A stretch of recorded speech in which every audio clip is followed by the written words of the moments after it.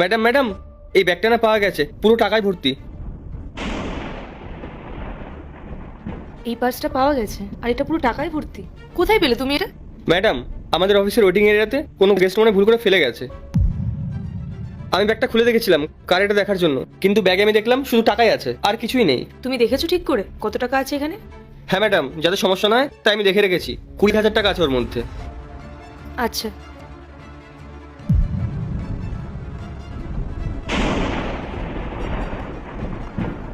আরে এটা তো আমাদের ক্লায়েন্ট মেঘার পার্স। হ্যাঁ মেঘা, আসলে তোমার একটা পার্স আমাদের এখানে পাওয়া গেছে। ও শিট, হ্যাঁ হ্যাঁ, আমি তো ভুলেই গেছিলাম। পার্সে অনেকগুলো টাকাও আছে। কিছু ইম্পর্টেন্ট কাজের জন্য ক্যাশ নিয়ে বেরিয়েছিলাম, ওই 25,000 টাকার মতো। কাজের প্রেশারে না আমার মাথা থেকে একদম বেরিয়ে গেছিল। আচ্ছা ঠিক আছে, আমি অফিসে আছি, তুমি অফিসে এসে পার্সটা নিয়ে যাও। 25,000? গোপাল, তুমি অফিস থেকে এখন কোথাও যাবে না, আমি একটু কাজে বাইরে যাচ্ছি, ফিরে এসে আমি তোমাকে ডাকছি আমার কেবিনে, এসে দেখা করো। কেন ম্যাডাম, আমি কি কোনো অন্যায় করেছি? আমি তোমাকে বললাম তো যে আমি ফিরলে আমার কেবিনে চলে আসবে।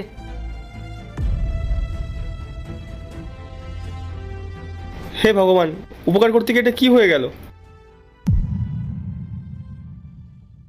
কি হয়েছে ম্যাডাম? অনেকক্ষণ ধরে আপনাকে খুব চিন্তিত দেখাচ্ছে। আসলে স্নেহা, এই পার্সটা মেঘার, আর মেঘা আমাকে কলে বলল যে এর মধ্যে নাকি 25,000 টাকা আছে, কিন্তু ওইদিকে গোপাল আমাকে বলল যে এর মধ্যে 20,000 টাকা আছে। তাহলে আর 5,000 টাকা কোথায় গেল? ম্যাডাম, মিস মেঘা আমাদের ক্লায়েন্ট, উনি তো আর মিথ্যে কথা বলবেন না। আরে গরিব মানুষদের না একদম বিশ্বাস করা যায় না। হয়তো দেখেছে যে এটাই ভালো সুযোগ, কিছু টাকা সরিয়ে নি, কেউ বুঝতেই পারবে না। কিন্তু স্নেহা, আমি এটাও ভাবছি যে গোপালের যদি টাকা চুরি করারই হতো তাহলে তো ও পুরো টাকাটাই নিয়ে যেত, ও তো আমাকে এই পার্সটা ফেরত দিত না। ম্যাডাম, ওই টাকাগুলো আপনাকে এই জন্য দিয়েছে যাতে আপনি ওকে একদমই সন্দেহ না করেন। আর আমি বলছি ম্যাডাম, এই টাকাগুলো না ওই চুরি করেছে।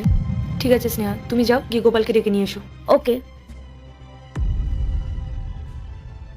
গোপাল, তুমি আমাকে বললে যে এই পার্সে নাকি 20,000 টাকা আছে, কিন্তু ক্লায়েন্ট মেঘা আমাকে বললো যেখানে নাকি 25,000 টাকা আছে, তাহলে আর 5,000 টাকা কোথায় গেল? ম্যাডাম, আমি তো জানি না, আর আমি কোনো টাকাও ব্যাগ থেকে নিইনি। আমি ব্যাগটা যেরকম ভাবে পেয়েছি সেরকম ভাবে আপনাকে দিয়ে দিয়েছি। আচ্ছা, তুমি মিথ্যা কথা বলার জায়গা পাও না না? দেখো, তুমি যদি সত্যি টাকাগুলো নিয়ে থাকো তাহলে ম্যাডামকে সত্যি কথা বলে দাও। এটা কোম্পানির রেপুটেশনের ব্যাপার। যদি মিস মেঘা পরে দেখেন যে এখানে পুরো টাকাটা নেই, তাহলে তো উনি ভাববে যে আমরা সরিয়েছি টাকাগুলো। ম্যাডাম বিশ্বাস করুন, আমি সত্যি কথা বলছি, আমি 1 টাকাও ব্যাগ থেকে নিইনি। টাকাগুলো কে নিয়েছে আর কে নেয়নি, এটা থেকে বড় কথা হচ্ছে আমাকে এই পার্সে পুরো 25,000 টাকাই রাখতে হবে, তাই এই বাকি 5,000 টাকা আমি তোমার স্যালারি থেকে কাটবো।